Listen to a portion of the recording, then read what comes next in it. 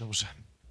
Dobrze, drodzy Państwo, rozpoczynamy panel. Dzień dobry, nazywam się Krzysztof Oniewski, jestem dziennikarzem programu Trzeciego Polskiego Radia i współautorem podcastu W stronę długowieczności. Ten podcast prowadzę z profesorem Markiem Postułą i mam przyjemność zaprosić na panel pod tytułem Nowa etyka jedzenia versus food tech, czy młode pokolenie przedefiniuje, co to znaczy jeść dobrze. Rolę ekspertów pełnią dziś Alicja Wójcik z Fundacji Ecopolis. Dzień dobry, Alicja. Karolina Cętkowska z kampanii Roślinnie Jemy. Dzień dobry, Karolino. Dzień dobry. Stanisław Łoboziak ze spółki Lab Farm. Dzień dobry, Stanisławie. Witam serdecznie. Mikołaj Choroszyński, psychodietetyk. Dzień dobry. Oraz Radosław Bogusz, Alternatywne Źródła Białka, Instytut Nauk o Żywności z SGGW. Dzień dobry, Radosławie. Dzień dobry. Proszę Państwa i moi drodzy paneliści, takie pytanie rozgrzewkowe, bo w tytule jest napisane, czy młode pokolenie przedefiniuje, co znaczy jeść dobrze. Czym dla młodego pokolenia waszym zdaniem reprezentujecie młode pokolenie, jest takie pojęcie jeść dobrze? Proszę. Może zacznę od lewej. Dla mnie z mojego i profesjonalnego, i prywatnego punktu widzenia jeść dobrze oznacza jeść jak najbardziej lokalnie, ponieważ na co dzień w spółdzielni PLZ, w której mam przyjemność pracować, zajmujemy się między innymi właśnie rozważaniem tego, jak skracać łańcuchy dostaw, jak lepiej spinać miasto z jego strefą żywicielską, więc w moim przekonaniu jeść dobrze to przede wszystkim jeść lokalnie i sezonowo. Karolina? Dobrze, to jak od lewej, mam nadzieję, że ten system żywnościowy zostanie trochę przeredefiniowany, zmieniony. No i jak to wygląda dla mnie? No przede wszystkim jest to większy udział też roślinnej żywności, roślinnych źródeł białka w diecie. I to rozpoczyna się już na etapie nie tylko produkcji i tego, co na koniec trafia na nasz talerz, ale też na etapie tego, jak państwo wspiera na przykład rolnictwo, na jakie białka stawiamy, co jest promowane, o czym mówimy w szkołach, więc tutaj to młode pokolenie, tak, miejmy nadzieję, że te zmiany będą wchodzić i będziemy jeść coraz bardziej tak, żeby ten system żywnościowy, który mamy, był sprawiedliwy, żeby tutaj przyczyniał się do tego, by dostęp do żywności, to bezpieczeństwo żywnościowe było zapewnione, co według Unii Europejskiej jest też zwiększeniem udziału białek w naszej diecie. No i też nie zapominajmy o zdrowiu i o tym, że jednak tutaj brakuje nam warzyw, brakuje nam roślinnych źródeł białka na talerzu. To tak krótko, bo rozwiniemy ten temat. Oczywiście, że tak. Dalej. Dziękuję bardzo. Stanisław? No dla mnie to przede wszystkim jeść dobrze to oznacza, i myślę, że dla młodzieży też, jeść zdrowe i pełnowartościowe jedzenie. I tyle. Mikołaj, jako psychodietetyk? No, w teorii zgodzę się, że oznacza to jedzenie takiego zdrowego, zbilansowanych posiłków, ale z drugiej strony jeść dobrze to też często dosyta, w dobrym towarzystwie, więc jest też ten aspekt regulacji emocji, aspekt społeczny. Relacji. Jest to bardzo, bardzo ważne i często chyba pomijane, coraz bardziej pomijane. Żyjemy w takim świecie baniek i większej ilości osób samotnych, więc na to też warto zwrócić uwagę, że to też jest dobre jedzenie. Jedzenie w towarzystwie, dobrze cię zrozumiałem, Jedzenie prawda? w towarzystwie, tak. No bo rzeczywiście jest tak, że relacje są jednym z fundamentów długowieczności, tak jak i zdrowe jedzenie, także rzeczywiście dość trzeźwe spojrzenie. To też łączy te wszystkie strefy długowieczne, gdzie jedzenie jest elementem Absolutnie, spotkań towarzyskich i społecznych. tak jest. Dziękuję za to intro. Rozumiem to samo Radku? pytanie, oczywiście, że tak. Myślę, że przede wszystkim jest świadomie i nie podążać za modą. Nie podążajmy za modą, po prostu kierujmy się tym, co jest dla nas dobre i co wewnętrznie czujemy, co jest zgodne z nami. Myślę, że tylko tyle. Dobrze, dziękuję. To tyle tytułem wstępu. Alicja, wspomniałaś o krótkich łańcuchach żywieniowych, o takim lokalnym ekosystemie. Przygotowaliście dosyć ciekawy raport na ten temat. Co z niego wynika? Tak, raport nazywa się Hybrydowe targowiska jako centra życia lokalnego i my właśnie w nich rozważamy między innymi tą kwestię społeczną właśnie, jakby powiązania jakichś emocji z zakupami żywnościowymi, ale też powiązania funkcji społecznych. Więc w tym raporcie pokazujemy, co trzeba zrobić, żeby targowiska w Polsce no, nie poupadały, bo w tym momencie badania pokazują, że jeśli w żaden sposób miasta i mieszkańcy nie zaangażują się w ich ochronę, to w ciągu 10 lat no, prawie do zera zniknie ich liczba. Natomiast zaskoczyło nas to, że zdecydowanie jest to mit, że jest luka pokoleniowa na targowiskach. Faktycznie jakby targowiska działają w takich godzinach, że łatwiej są dostępne dla osób, które nie pracują, natomiast są już w wieku emerytalnym. Natomiast zarządcy targowisk przekazywali nam, że bardzo dużą część wśród klienteli właśnie stanowią młodsze osoby i co ciekawe też właśnie badania w miastach pokazują, że osoby z pokolenia Z są znacznie bardziej zainteresowane kupowaniem na targowiskach niż osoby z poprzednich pokoleń. Nawet teraz właśnie w dobie zakupów dostarczanych do domu. No i my próbowaliśmy z jednej strony się zastanowić, co można zrobić, żeby wprowadzić na targowiska z powrotem takie funkcje, które budują społeczną wartość, której nie budują ani supermarkety, ani galerie handlowe. No, natomiast zastanawialiśmy się też, co zrobić, żeby wprowadzić je trochę w XXI wiek i tutaj myślałam właśnie o aplikacji, która była przedstawiana jako jeden z projektów w programie, bo my rozważaliśmy w tym raporcie też, co by trzeba zrobić, żeby możliwe były dostawy do domu po prostu z targowisk czy rynków hurtowych, takich jak Bronisze pod Warszawą, bo to jest żywność, która zazwyczaj od pola na stół, jej droga zajmuje od jednej doby do 1,5 doby, coś takiego. No, jest to zupełnie inny czas w przypadku większych producentów, dyskontów i tak dalej. Alicja, mówisz ciekawe rzeczy. Muszę się odnieść do jednej rzeczy, bo powiedziałaś na samym początku wypowiedzi o tym, że macie pomysł czy podpowiedź na to, co zrobić, żeby te lokalne targowiska nie upadły. Jaka jest odpowiedź na tę bolączkę? No tutaj odniosę wszystkich bardzo chętnie do raportu. Jego można pobrać ze strony hub.coop za darmo i tam proponujemy 3 filary działań na targowiskach. Po pierwsze właśnie rozbudowa funkcji o też takie, które sprawiałyby, że ludzie więcej na tych targowiskach zaczną spędzać czasu i to jest mała architektura, ale też dostęp do usług no takich rzemieślniczych czy innych, które będą akurat potrzebne, opieka nad dziećmi, no generalnie cały szereg dostosowanych do lokalnych warunków i potrzeb usług, które mogą rozszerzyć działalność tego targowiska i na powrót uczynić go takim rynkiem, lokalnym centrum Takim sercem, prawda? aktywności, sercem. Poza tym drugi szereg działań jest właśnie, są to działania technologiczne, czyli stawianie na przykład lodówkomatów na targowiskach, które pozwolą zamawiać zakupy i nawet jeśli no nie tyle do domu, bo to myślę, że jest jeszcze dalszy punkt, wymagałby jeszcze większych dofinansowań targowisk, to same lodówkomaty to nie jest aż taka duża inwestycja, żeby nie można było zamówić sobie podczas pracy zakupów, które zostaną zostawione w tym lodówkomacie przy targowisku.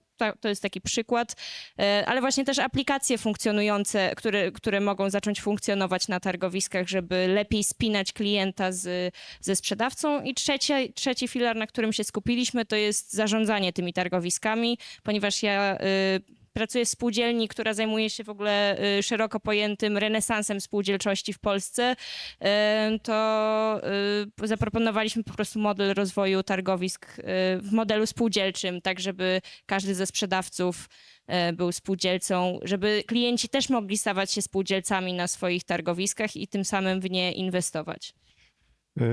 Mnóstwo ciekawych wątków. Na pewno jeszcze cię zahaczę o te, które usłyszałem. Karolina, pytanie do ciebie, bo ty reprezentujesz tutaj to środowisko alternatyw roślinnych dla mięsa. Jak wygląda stan aktualny w naszym kraju, globalnie? W którą stronę będzie to zmierzać? No więc tak, przede wszystkim jeśli chodzi o Roślinniejemy, kampanię, którą reprezentuję, to zajmujemy się promowaniem diety roślinnej i współpracą z właśnie firmami, z decydentami, tak by właśnie przyczyniać się do tworzenia bardziej sprawiedliwego systemu żywnościowego. No i co za tym idzie, właśnie częścią tego bardziej sprawiedliwego systemu żywnościowego jest roślinna żywność i jest to, by ułatwiać konsumentom przechodzenie na dietę roślinną albo bardziej roślinną. Częściej mówimy tutaj o ograniczaniu spożycia mięsa, bo wiadomo, że takie większe zmiany są trudne i też nie o to chodzi, żeby tutaj wszystko stawiać na jedną kartę. Chodzi o to, żebyśmy jako społeczeństwo wszyscy odżywiali się trochę lepiej i te zmiany wtedy Nawet idą. zdecydowanie lepiej. No tak, ale krok po kroku idziemy wtedy w kierunku tego, żeby w przyszłości odżywiać się zdecydowanie lepiej. No i tutaj alternatywy mięsa czy alternatywy nabiału roślinne pomagają w tym, żeby tą dietę modyfikować, zmieniać, by zachować smaki, które lubimy, bez właśnie potrzeby spożywania tej odzwierzęcej żywności. No i tak jak pewnie wszyscy już widzimy po półkach, obserwujemy sklepowych na przestrzeni lat, ten rynek roślinny się rozwija. On tutaj, tak jak obliczyliśmy i podaliśmy w raporcie Polskiego Związku Producentów Żywności Roślinnej, osiągnął już pułap powyżej 1 miliarda złotych w Polsce.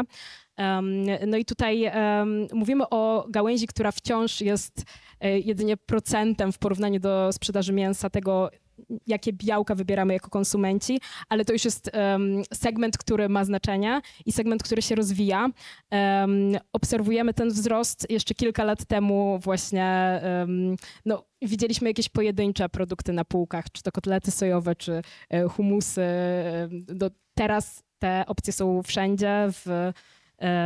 Wiadomo, w większych miastach są dużo bardziej widoczne i też łatwiej, jeśli chodzi o gastronomię, podejmować te wybory, ale tą zmianę da się zauważyć i też to jest zmiana, która w naszej ocenie będzie się rozwijać i będzie postępować w kierunku coraz wyższej dostępności, ale też nie do końca tylko właśnie bazując na tych alternatywach, czyli mówimy tu już o, zamienniku wegańskim kurczaka, tego odzwierzęcego. Nie mówimy już tylko o tym, ale też mówimy o społeczeństwie, które odżywia się coraz bardziej właśnie bazując na strączkach, na fasoli, na ciecierzycy, na tych takich produktach, które są łatwo dostępne, są podstawą, powinny być podstawą też zdrowej diety. Nie są wysoko przetworzone. Nie są wysoko przetworzone, chociaż też właśnie jeśli chodzi o te przetworzenia, to tutaj warto zaznaczyć, że jeśli chodzi o roślinne zamienniki czy mięsa, czy nabiału, to wiadomo, to są produkty w jakiś sposób przetworzone, ale nie są one bardziej przetworzone niż produkty mięsne, które też są kiełbaskami i tak dalej. Tutaj też często się porównując te jakieś aspekty zdrowotne, to te roślinne produkty wypadają lepiej ze względu na to, że nie posiadają cholesterolu. Wiadomo, że to też my mówimy o tym, by takie zamienniki właśnie czy mięsa, czy nabiału stanowiły część diety, ale nie podstawę. Jeśli chodzi o podstawę źródeł białka, to tutaj polecamy te właśnie nisko przetworzone źródła. No i jeszcze wracając do tego oryginalnego pytania, globalnie ten rynek rośnie przede wszystkim jeśli chodzi o zamienniki nabiału i to można zaobserwować we wszystkich tutaj porównaniach takich danych statystycznych, że zamienniki nabiału i przede wszystkim mleka roślinne osiągają cały czas taką dynamiczne tempo wzrostu. To są już takie produkty, które weszły do normalnego, mainstreamowego użycia. I na których producenci świetnie zarabiają, co widać po cenach chociażby tych mlek roślinnych. Tak, ale też te ceny, no, zależy jakich producentów, ale spadają, bo kiedyś ciężko było dostać mleko tutaj na jakimkolwiek poziomie podobnym do mleka krowiego, a teraz już te tańsze opcje też są w dyskontach. No i myślę, że na przestrzeni najbliższych lat ten rynek zamienników nabiału będzie się bardzo dynamicznie rozwijał, a będziemy też obserwować właśnie po prostu wchodzenie tego rynku roślinnych zamienników na poziom taki bardziej stabilny. Ta konkurencja też wybierze, które produkty zostaną na rynku i zostaną te najlepsze po prostu, tak jak to się dzieje. No a będą one też po prostu bardziej nam się opatrzą, będą bardziej tutaj widoczne w takich miejscach publicznych, tak jak to się już po kolei dzieje. Bardzo Ci dziękuję. Stanisław, Ty reprezentujesz producentów mięsa, ale czystego mięsa. Widziałem u Was takie hasło chwytliwe: zjeść kurę i mieć kurę. Rozwiniesz ten wątek? Tak, rozwinę ten wątek. My zajmujemy się produkcją mięsa w hodowlach komórkowych, czyli wykorzystujemy do tego takie wysoko zaawansowane, bym powiedział, zbiorniki, które przypominają zbiorniki ze stali nierdzewnej, w których rosną najzwyczajniej w sterylnych warunkach komórki. My akurat rozwijamy różne technologie, czyli zarówno pracujemy na tych komórkach, które rosną w zawiesinie, jak i na tych komórkach, które rosną na takim rusztowaniu. No i naszym celem jest tak naprawdę osiągnięcie produktu, czyli mięsa, bez konieczności jakby zabijania zwierząt. Tak więc na obecnym etapie chcemy wyskalować naszą produkcję w takim bioreaktorze, który będzie miał maksymalną pojemność około 60 litrów. No ale już przygotowujemy się do budowy takiej fabryki pilotażowej po to, aby produkować już ilość tego mięsa w tonach, a nie w kilogramach. No i wszystko ku temu zmierza, że wkrótce jakby też będziemy się przygotowywać do prawdopodobnie rejestracji produktu, bo pierwsze próby takiej rejestracji już zostały podjęte, choćby w przypadku foie gras, które zostało pierwszym zarejestrowanym w Europie produktem, który w pełni pochodzi jakby z hodowli komórkowych, co jest na tyle jakby fajne, że to jest taki produkt, który we Francji był bardzo popularny i wszyscy jakby to był taki rarytas, jest rarytasem wciąż, jednakże sposób jego wytwarzania budził głębokie wątpliwości etyczne. Dlatego jakby my też chcemy tutaj rozwijać tą technologię z tego względu, że widzimy, że bardzo duże zainteresowanie, szczególnie jest wobec tej technologii, wobec ludzi, wśród ludzi młodych. I też uważamy, że ta technologia może przyczynić się do globalnego zapotrzebowania, zabezpieczenia tak naprawdę produkcji białka, z tego względu, że konsumpcja białka na świecie rośnie, różnego typu białka rośnie, z tego względu, że rośnie liczba i ludności i nasza populacja wciąż rośnie.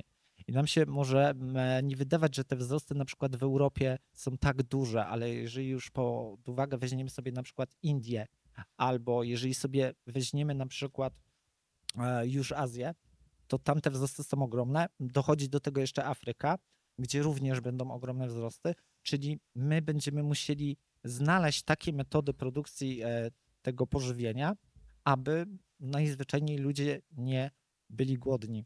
I dodam tylko, że statystyki też pokazują, że mięso akurat z kurczaka jest jednym z najbardziej ekologicznych mięs, czyli po prostu jeżeli patrzymy na zużycie wody, energii, to jest jedno z najbardziej jakby ekologicznych miejsc. I dodatkowo jeszcze chciałbym dodać, że też statystyki pokazują, że konsumpcja mięsa z kurczaka będzie rosła. Dlatego jakby nasz inwestor akurat jest z branży mięsnej i też zajmuje się produkcją mięsa z kurczaków. My chcieliśmy wyjść naprzeciw tego zapotrzebowania świata, bo wiemy, że ta technologia może nas przybliżyć do tego, aby najzwyczajniej już tych zwierząt nie trzeba było zabijać. Czy to jest technologia polska? Znaczy, każdy kraj tak naprawdę opracowuje swoją technologię, ponieważ chodzi o to, żeby mieć swoją linię komórkową. Czyli linia komórkowa to są komórki o ustalonych i zbadanych cechach, które są powtarzalne, tak aby w każdym cyklu produkcyjnym ten produkt miał takie same właściwości. Jeżeli weźmiemy sobie na przykład mięso pod uwagę, no to w tym przypadku są 3 typy komórek. Komórki mięśniowe, tłuszczowe i tkanki łącznej. Te ostatnie tworzą takie rusztowanie, na którym osadzone są pozostałe typy komórek. I ta technologia jest o tyle ciekawa, że po prostu my możemy jakby te komórki łączyć w różnych proporcjach i tym samym otrzymywać jakby strukturę mięsa o różnych właściwościach.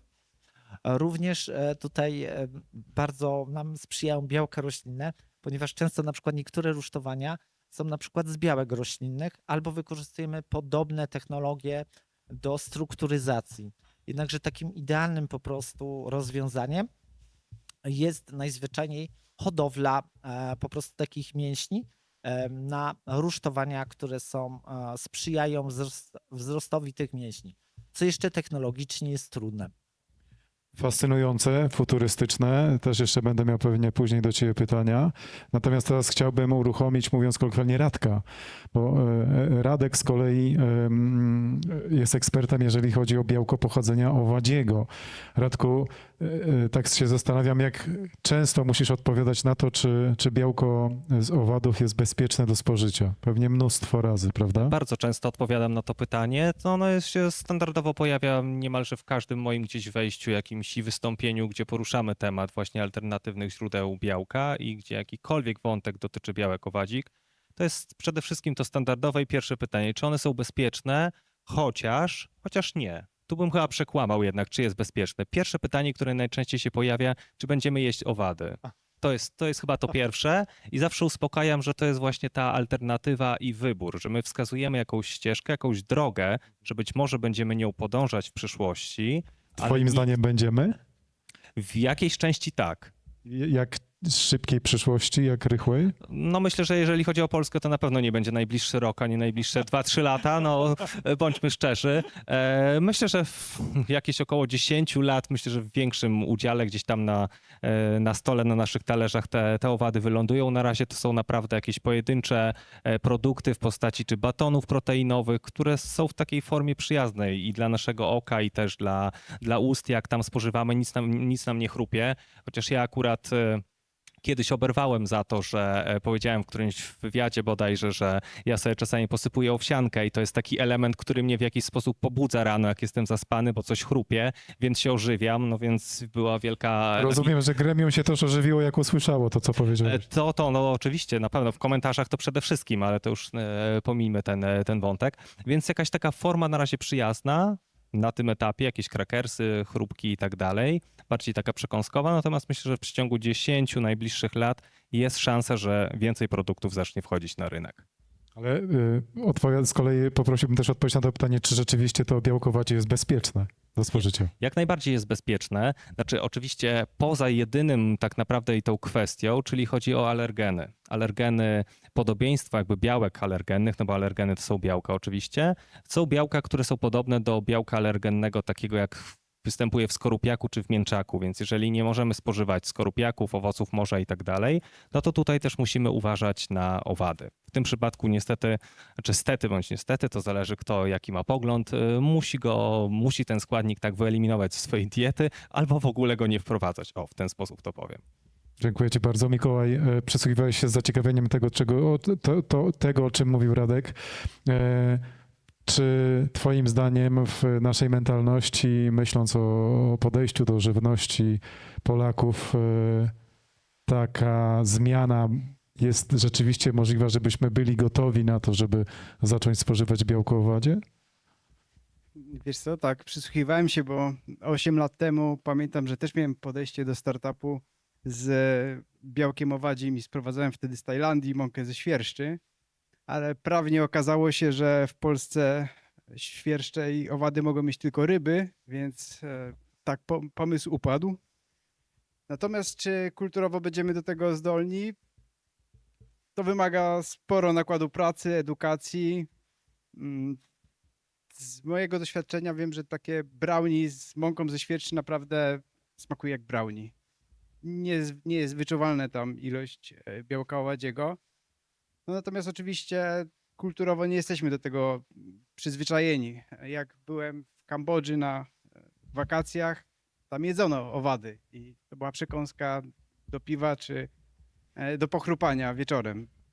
Normalnie dostępna. Ale u nas myślę, że jeszcze potrzeba kilku pokoleń. Mogę adwokat? Oczywiście, proszę bardzo. Bo ja polecam Zapraszam. sobie zobaczyć pierwsze odcinki programu Roberta Makłowicza, które wychodziły w latach 90. i zobaczyć, jak tam on musi tłumaczyć każdy składnik typu, co to jest sos sojowy. I jakby wiadomo, że to zmiany systemowe też powodowały te ograniczenia w dostępie różnych takich składników, no ale jakby nasza paleta w Polsce zmieniła się i w ogóle składniki, których używamy na co dzień w diecie się zmieniły kompletnie od tamtej pory. Myślę, że ta zmiana będzie tylko coraz szybsza i bardzo dla mnie to jest, no, to oglądanie tych odcinków nawet jeszcze ze wczesnych lat 2000 to jest po prostu skok w świadomości dietetycznej o coś, co nie wydaje się być 20 czy nawet 30 lat temu, tylko znacznie, znacznie więcej. Czyli sugerujesz, Alicja, że ta transformacja będzie następowała zdecydowanie szybciej. No jak wszystko, cały czas przyspieszamy, cały wszechświat przyspiesza. Z drugiej strony, jeśli Proszę bardzo. dodać, no, ja widzę tutaj w swojej dziedzinie, że jednak społeczeństwo też wciąż sceptycznie podchodzi nawet do żywności na bazie strączków, które znają i sceptycznie jeszcze bardziej podchodzą do mięsa hodowanego komórkowo, które jednak przypomina mięso, które znajduje się na ich talerzu, więc też no, prawdopodobnie do takich zmian, no, tak jak tutaj Radek powiedział, że to są bardziej dziesiątki lat, natomiast też no, z mojej wiedzy wynika, że jeśli chodzi o badania nad insektami, to one no, często dążą do właśnie pasz i do właśnie karmienia czy to ryb, czy właśnie do użycia w hodowli przemysłowej, więc to też jest pewnie jakiś etap, który będzie bardziej tutaj widoczny. No, ze swojej strony gdzieś tam mnie niepokoi ilość po prostu tych insektów, która przekłada się na kilogram białka, bo nie mamy takiej tutaj pewności czy informacji na temat tego, jak i czy w ogóle te owady odczuwają ból czy jakiekolwiek cierpienie. To jest bardzo taki ciężki temat w kontekście tego, że no, ludzie też mają średnio taką wykreowaną empatię w stosunku już do ryb, o których wiemy, że odczuwają ból. No, z owadami myślę, że mamy tej empatii bardzo mało. Ja po sobie wiem, że mam niewiele, jeśli chodzi o takie odczucia, patrząc na owada. Natomiast no, pod kątem liczb, no, kilogramowo jest tego bardzo dużo. Radek? Znaczy zgodzę się oczywiście, że tak, natomiast myślę, że trzeba uwzględnić też jak gdyby przelicznik i też tą część, którą jak gdyby odrzucamy. W przypadku owadów tak zwane produkty tak półbojowe, to uboczne, to są niewielkie ilości, natomiast w przypadku bydła czy trzody chlewnej jednak tego zdecydowanie więcej pozostaje i nie wszystko jesteśmy w stanie wykorzystać. Oczywiście część jest wykorzystywane, tak, no powiedzmy jelita jako słonki naturalne do jakichś tam przetworów mięsnych, natomiast no, w przypadku owadów, no to tutaj nie mamy, tak, nie wykorzystamy tego jelita w tej postaci, więc jak gdyby one tak naprawdę przechodzą w całości, tak, więc ta głodówka, którą one przechodzą zaraz przed tym, jak zostaną uśmiercone, no trzeba to nazwać po imieniu. Więc przede wszystkim głodówka, odpowiednie ich przetworzenie, co też i zapewnia bezpieczeństwo i też jak gdyby tutaj no, nie mamy czegoś, co w zasadzie odrzucamy, tak? Jedynie to mogą być jakieś skrzydełka w przypadku świerszczy czy szarańczy, które są zbyt ostre i mogłyby podrażnić naszą jamę ustną i nasz nabłonek. To jedynie to, co usuwamy, ale z reguły to, tak jak właśnie powiedziałaś, to bardzo często jest dalej przetwarzane i jednak trafia jako pasza dla zwierząt, więc tutaj jeżeli generalnie chodzi o takie pozostałości, które są, to są naprawdę niewielkie ilości i myślę, że w kwestiach środowiskowych nie ma co się obawiać. Radku? Tak. Stanisław, masz ochotę to skomentować? Znaczy, ja tylko chcę dodać, że na przykład w procesie hodowli komórkowych hodujemy konkretne komórki, więc nieważne, czy je będziemy hodować z owadów, czy będziemy je hodować po prostu, nie wiem, z kurczaków, czy będziemy z bydła, po prostu nie będą powstawać tkanki albo odpady, o których wy mówicie, ponieważ wtedy wyhodujemy tą tkankę, która nas interesuje. I tak naprawdę jak ja prowadzę jakieś zajęcia albo warsztaty z dzieciakami, to one bardzo chętnie by spróbowały. One by, na przykład mówię im o owadach, one by bardzo chętnie spróbowały tych owadów. One jakby chętnie by zjadły mięso hodowane komórkowo, zjadłyby strączki, zjadłyby wiele potraw, tylko wydaje mi się, że tą edukację trzeba zacząć wcześniej.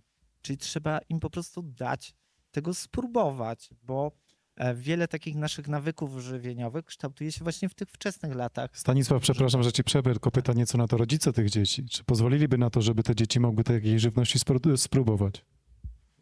Bo oczywiście dzieci są Myślę- chętne, otwarte głowy i będą chętnie próbować, natomiast to chyba chodzi o edukację rodziców.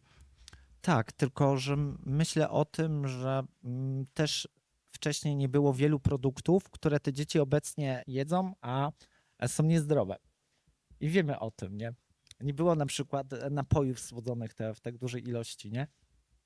A jakoś rodzice wiedzą, że to jest niezdrowe, a pozwalają im próbować. I pytanie, w którym momencie jakby to dziecko ma decydować o sobie, nie? To jest takie prawo do zjedzenia czego chce. Wydaje mi się, że to jest ważnym prawem. Radku? Znaczy kwestią jest chyba to, że po prostu mamy też, uważam, czasami zbyt dużo produktów na rynku i to jest też generalnie problem. To jest jeden z, uważam, głównych, kluczowych problemów. Drugi problem, uwaga, będzie trochę mocno. Uważam, że jest zbyt dużo wykreowanych takich pseudoekspertów internetowych, którzy uważają, że mają pojęcie o tym, co promują i co mówią. I po prostu mamy jakieś osoby, które się, nie wiem, nazywają Matką Teresą polskiego spożywczaka i cokolwiek tam innego i udają, że znają się na etykietach i tym, co mówią. Po prostu są czasami takie głupoty, że naprawdę mi się słabo zwyczajnie robi, jak to słucham. Najlepszym chyba przykładem i najmocniejszym to będzie chyba fakt, że ostatnio usłyszałem coś takiego, że jaja brązowe są pozbawione salmonelli, a wszystkie inne, które mają inny kolor skorupki, po prostu są zanieczyszczone salmonellą i nie można ich kupić. No wybaczmy, ale jeżeli będziemy nadal funkcjonować na takich zasadach, no to raczej się to nie zmieni. A to, co Stanisław powiedział, tak, oczywiście dzieci są chętne. Ja miałem szereg zajęć z dzieciakami w ramach właśnie takich dodatkowych uniwersytetów, gdzie one uczęszczają i one były bardzo chętne do próbowania takich produktów. Mieliśmy szereg właśnie zajęć takich w postaci bardziej warsztatowych, gdzie kreowaliśmy różne nowe też produkty z dodatkiem właśnie tego białka i absolutnie tutaj widziałem ich otwartość na to, co robimy, na to, co mogłyby jeszcze zrobić, więc naprawdę było szereg różnych pomysłów, produktów, które moglibyśmy wprowadzić na rynek. I kończąc to jeszcze, oczywiście myślę, że też kwestia nazewnictwa. W przypadku owadów to jest wyjątkowo chyba kontrowersyjne i mnie to bardzo boli i z tym walczę od bodajże ponad 2 lat chyba już, że nazywamy to po prostu robakami, a to z robakami nie ma nic absolutnie wspólnego. Są dwie zupełnie inne ścieżki. Więc myślę, że taka też kwestia odpowiedniego nazywania rzeczy po imieniu, tak? Czyli jak są to owady, to mówimy o owadach i tutaj mój ogromny ukłon w kierunku Malwiny i Patrycji, tak? Widzę was, które zaprosiły mnie do swojego podcastu właśnie, gdzie będziemy mówić o owadach, a być może o robakach. Będziemy wyjaśniać, jakie są podobieństwa, jakie są różnice i dlaczego właśnie tak jest. No i moglibyśmy tak mnożyć dalej, tak? Poza oczywiście robakami i owadami, no to też mocnym przykładem, który bardzo mnie boli, naprawdę, moi drodzy, bardzo mnie boli. Jak słyszę hasło mleko roślinne, bardzo mnie to drażni. Dlatego, że nie tyle, że to prawnie nawet jest zakazane, bo to jest oczywiście jedna kwestia, że nie można tego używać, ale to wprowadza mnie zwyczajnie w błąd, bo jeśli ja chcę kupić mleko, to kupię mleko i ja wiem, że mleko pochodzi od krowy. Natomiast dlaczego jest takie myślenie, że będę pił mleko sojowe, gdzie to nie ma nic wspólnego z krową? Nie rozumiem tego podejścia. Zwyczajnie wydaje mi się, że powinniśmy to nazywać tak, jak to wygląda, tak, jak jest to produkowane. Czyli napój roślinny, tak? Jak najbardziej tak. I taka szeroka edukacja, do której też myślę, że zapraszam szereg różnych organizacji. Też myślę, że ministerstwo, jestem naprawdę otwarty, jeżeli chodzi o Ministerstwo Rolnictwa, żebyśmy stworzyli naprawdę fajne infografiki, fajne posty i naprawdę, żeby w takich programach, takich projektach brały udział osoby, które znają się na rzeczy, a nie które, nie wiem, korzystają z czatu GPT i Nie w ten samozwańczy sposób... eksperci po prostu. Tak, no nie, samozwańczy eksperci to jest naprawdę ogromna teraz grupa, bardzo bym powiedział dynamicznie się rozwijająca i wręcz krzywdząca naszych konsumentów na rynku. Nie tylko w dziedzinie żywności. To chciałem też tutaj dodać, ponieważ w kontekście przyszłości to jest poważny problem, dezinformacja w social mediach i też obserwuję, że wiele osób boi się warzyw, owoców, bo są pestycydami skażone, boją się napić wody z butelki, bo mikroplastik i w efekcie ludzie boją się żywności tej takiej, która jest zdrowa, no i zazwyczaj sięgają po coś, co nie jest do końca zdrowe, ale na to też są eksperci, którzy powiedzą, że to jest korzystne, więc do końca nie ma pomysłu, co z tym zrobić, fantem, natomiast problem jest i dobrze się nad nim pokłonić. Wydaje mi się, że on się rozpędza. Wiesz, Mikołaj, takie mam wrażenie. Też mam takie wrażenie, teraz każdy może dzięki social mediom zostać ekspertem. Wystarczy, żeby mówić przekonująco, czasami trochę zadziornie i Tak, ale to dyskusja na zupełnie inny temat. dokładnie. Karolina? Tak, ja tylko do tego nazewnictwa się odniosę, bo to jest temat, który akurat wałkowaliśmy przez dużo dłuższy czas niż byśmy chcieli, ze względu na ten powracający po prostu jak bumerang temat nazewnictwa roślinnych zamienników mięsa. Jeśli chodzi o zamienniki nabiału, to tak jak mówisz, niedozwolone jest użycie takich nazw jak mleko czy masło, na przykład w stosunku do masła orzechowego. Podczas gdy badania jasno pokazują, że konsumenci nie są wprowadzeni w błąd. 96% konsumentów mówi, że nie zdarza im się pomylić przy półkach sklepowych i nie są wprowadzeni w błąd, rozumieją różnicę między tymi produktami. Te badania też były powtarzane, więc generalnie myślę, że tutaj jeśli chodzi o tą kwestię dezinformacji związaną z nazwą w tym przypadku, no to po prostu nie ma miejsca, ale zgodzę się jak najbardziej, że dezinformacja generalnie jest problemem, myślę, że w każdej czy branży, czy dziedzinie i ja też z przykrością obserwuję, kiedy no właśnie rady dotyczące nie wiem, przejścia na dietę roślinną, namawiające do tego, nie są podparte naukowymi badaniami, szerzą jakieś szkodliwe schematy, czy proponują dietę, która jest niezdrowa i nie jest do utrzymania dłużej. To jest niekorzystne też ze względu na to, że te informacje trafiają także do dzieci czy do nastolatków, które nie mają tych mechanizmów i informacji na temat tego, jak weryfikować źródła. No, to powinien być chyba osobny przedmiot w szkole, jak odsiać prawdę od fejków, ale to też dyskusja na inny temat. Alicja, pytanie do ciebie a propos jeszcze miejskich i krajowych polityk żywnościowych w kontekście bezpieczeństwa żywnościowego kraju. Tak, to jest taki temat właśnie... Na czasie bardzo. Próbujemy ugryźć, tutaj bardzo dużo mówimy właśnie o tych indywidualnych wyborach diety, natomiast myślę, że też bardzo ważne jest, my jako konsumenci musimy cisnąć naszych decydentów, żeby powstawały odpowiednie ramy prawne, dlatego żeby te wybory, żeby trudniej było zrobić głupi wybór i żeby łatwiej było chociażby w zamówieniach publicznych stosować, nie wiem, w żłobkach, w przedszkolach dietę, która od początku jest w jakiś sposób albo właśnie definiowana przez bliskie pochodzenie tych składników, albo roślinnie, albo z dowolną tutaj zgodną z nauką i zasadami żywienia filozofią, natomiast po prostu, żeby to było możliwe, bo w tym momencie prawa dotyczące zamówień publicznych są takie, że w praktyce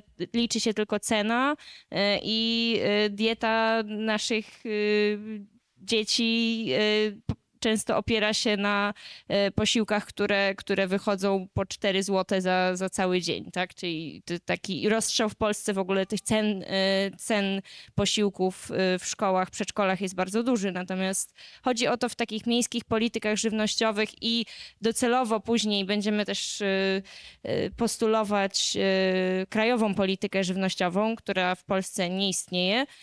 Istnieje na przykład w Hiszpanii.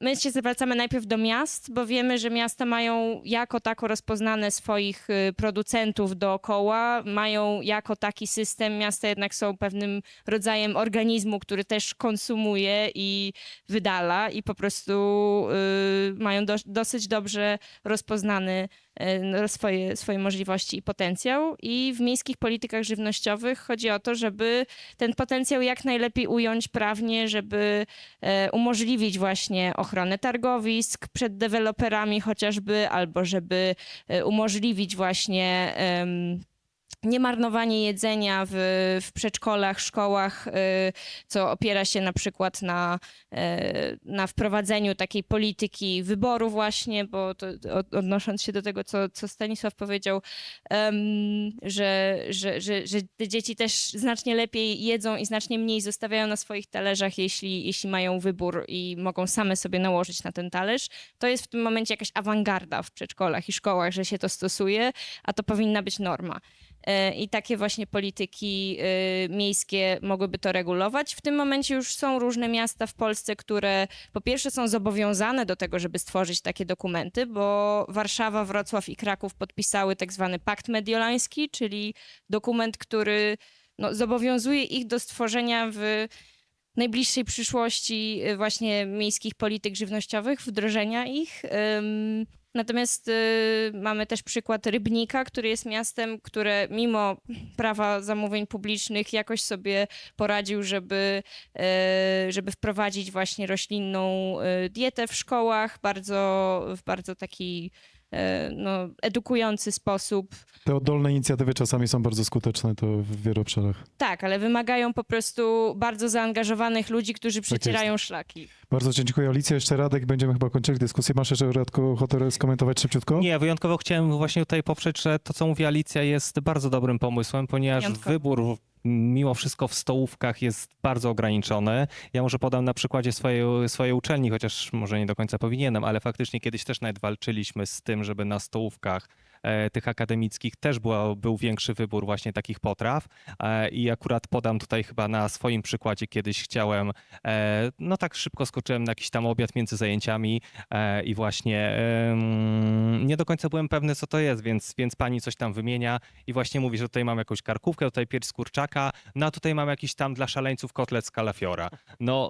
Byłem bardzo oburzony tym faktem, tak spojrzałem na tą panią, mówię, w tych czasach wydaje mi się, że to jest normalne danie, które powinno być dostępne na każdej stołówce i myślę, że jeżeli byłby taki wybór, to rodzice, mam taką nadzieję, byliby naprawdę skłonni i chętni nawet zapłacić więcej za ten posiłek, czy tą porcję, rację żywieniową, gdyby ona faktycznie była pełnowartościowa, zróżnicowana i atrakcyjna też wizualnie dla tego dziecka. I tu postawimy kropkę. Bardzo dziękuję. Radosław Bogusz, Mikołaj Choroszyński, Stanisław Łoboziak, Karolina Centkowska oraz Alicja Wójcik. Bardzo wam serdecznie dziękuję. Dziękujemy. Dziękujemy.